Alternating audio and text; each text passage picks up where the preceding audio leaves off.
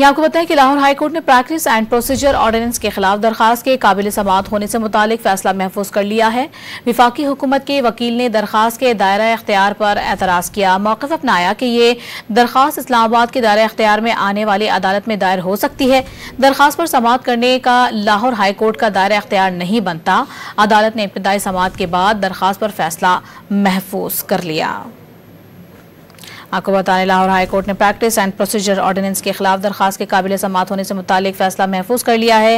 विफाकी हुकूमत के वकील की जानिब से दरखास्त के दायरे इख्तियार पर एतराज़ किया गया और मौक़िफ़ अपनाया गया कि यह दरखास्त इस्लामाबाद के दायरे इख्तियार में आने वाली अदालत में दायर हो सकती है। दरखास्त पर समाअत करने का लाहौर हाई कोर्ट का दायरा इख्तियार नहीं बनता।